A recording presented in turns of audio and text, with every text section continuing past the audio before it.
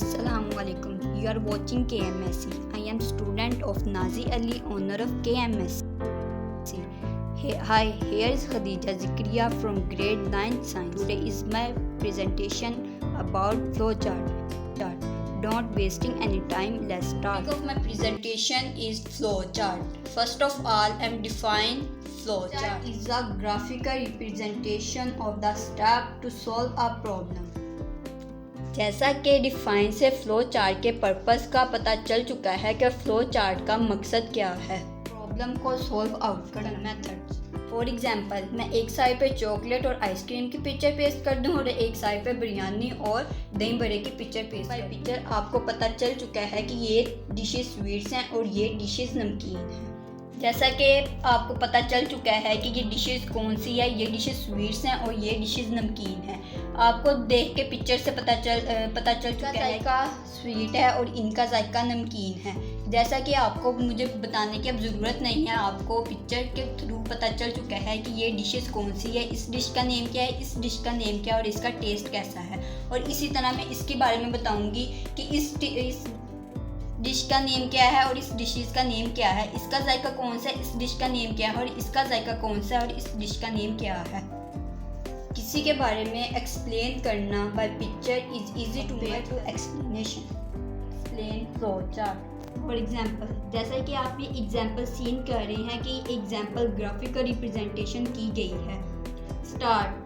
Starting के लिए कुछ सिंबल्स हैं और इसकी इनपुट आउटपुट प्रोसेसिंग के लिए और एंडिंग के लिए भी कुछ सिंबल यूज़ किए गए हैं। आप जैसा कि सीन कर रहे हैं कि हर सिंबल के बाद ये फ्लो लाइंस हर एक स्टेप को कनेक्ट कर रही है, हर एक स्टेप को जोड़ रही है। एग्जांपल, एक स्टूडेंट है जो शूज़ और सॉक्स टेक कर रहा है।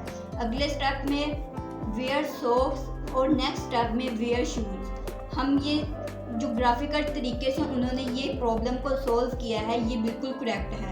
अगर वो स्टूडेंट सॉक्स के बजाय अगर शूज़ पहले वेयर कर ले और बाद में सॉक्स वेयर कर ले तो ये उसकी प्रॉब्लम उसका सॉल्व आउट बिल्कुल रॉन्ग होगा। तो उन्होंने ये तरीका बिल्कुल ठीक बताया है और जिस हिसाब से ये इसका आंसर आ चुका है कि वो पहले सॉक्स वेयर कर चुका है और बाद में शूज़ वेयर कर चुका है और बाद में वो एंडिंग कर लेगा और स्कूल गोइंग के लिए चला जाएगा। कि फ्लो चार्ट का मकसद यही है कि उसे ग्राफिकल रिप्रेजेंटेशन करना।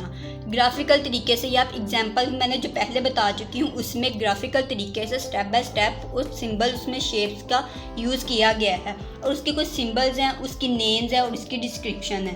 पहला सिंबल्स है फ्लो लाइन्स, उसका नेम है फ्लो लाइन। फ्लो लाइन किस लिए यूज़ किया जाता है? It is use to determine the flow of steps in a flow chart. ये फ्लो चार्ट इसके लिए, ये फ्लो लाइन इसलिए यूज़ की जाती है कि हर सिंबल्स के बाद, हर स्टेप के बाद दूसरे स्टेप के साथ कनेक्ट किया जाए। आगे है टर्मिनल।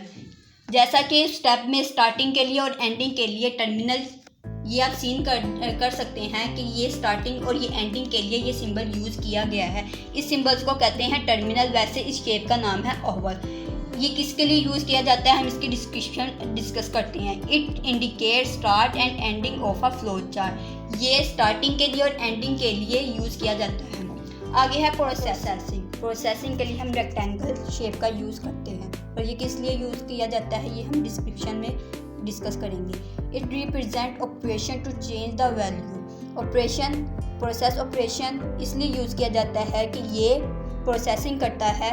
जैसा कि इधर हमने ये प्रॉब्लम ली थी जो कि हमने टेक शूज़ एंड सॉक्स की थी, जो कि उन्होंने ये प्रोसेसिंग की है। ये हम प्रोसेसिंग के लिए यूज़ करते हैं, इसमें वैल्यू चेंज की जाती है। इस शेप का नाम है पैरेललोग्राम। ये इनपुट और आउटपुट के लिए यूज़ किया जाता है। It indicate the input of data input from user. ये इनपुट हमसे एक इनपुट लेता है and display result to user और बाद में वो रिजल्ट को डिस्प्ले करता है जो कि आउटपुट की फॉर्म में हमें वो आंसर दिया जाता है। आगे है डिसीजन। आप देख रहे होंगे कि इस एग्जांपल में कहीं भी ये symbol diamond sign symbol use नहीं किया गया क्योंकि इसमें कोई डिसीजन नहीं लिया जा रहा था। Decision making to determine whether a statement is true और फॉल्स एंड टेकिंग अप्रोप्रिएट। और ये सिंबल डिसीजन के लिए यूज़ किया जाता है डिसीजन इसलिए लिया जाता है कि हमें मालूम नहीं होता है कि ये वैल्यू ट्रू है या फॉल्स है। ये वैल्यू हमें ट्रू अगर पता चल जाए कि हमें वैल्यू ये ट्रू है तो हम उसकी फ्लो लाइन्स को ट्रू की तरफ हम कर देंगे। अगर हमें पता चल जाए कि ये वैल्यू हमें ट्रू और फॉल्स, जैसा कि हमें मालूम हो चुका है, हमें मालूम नहीं होता कि ये वैल्यू ट्रू है या फॉल्स है, ये हमारा आंसर ट्रू है या फॉल्स है। अगर वो हमें इसका बारे में नहीं पता कि वैल्यू हमारी ट्रू है या फॉल्स है तो हम ट्रू के लिए हम डिसीजन साइन इसलिए यूज़ किया जाता है कि हमें इस वैल्यू का पता नहीं होता कि वैल्यू ट्रू है या फॉल्स है।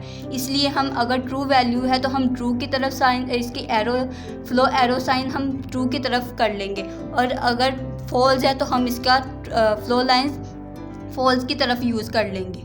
इसे कहते हैं डिसीजन मेकिंग। आगे है कनेक्टर। जैसा कि इस एग्जाम्पल में कनेक्टर का यूज़ नहीं किया गया है, जो कि सर्कल शेप में दिया गया connector. If a flow chart does not fit on a page then we use connector to connect part of a flow chart on different pages. Connected इस सिंबल इसलिए हमें यूज़ किया जाता है कि एक फ्लो चार्ट, एक प्रॉब्लम छोटी से बड़ी, बड़ी से छोटी हो सकती है, जो कि एक पेज पे फिट नहीं आ सकती, एक पेज में सॉल्व आउट नहीं हो सकती, जो कि कनेक्टर हम दूसरे कनेक्ट करके फ्लो चार्ट के साथ कनेक्ट करके हम दूसरे पेज पे कनेक्ट करके हम उसे सॉल्व कर सकते हैं। इसलिए हम कनेक्टर सिंबल यूज़ किया जाता है। और ये सारी डिस्क्रिप्शन, सारे सिंबल्स फ्लो चार्ट के लिए हम यूज़ किए जाते हैं, क्योंकि उन्होंने डेफिनेशन में ये सारे सिंबल्स फ्लो चार्ट में यूज़ किए जाते हैं, जो कि उन्होंने डेफिनेशन में पहले बता चुकी हूँ कि ग्राफिकल रिप्रेजेंटेशन के साथ ये एग्जाम्पल इन्हीं सिंबल से हम सोल्व कर चुके हैं। Hopefully my presentation is helpful for all of you. Thanks for watching of my presentation.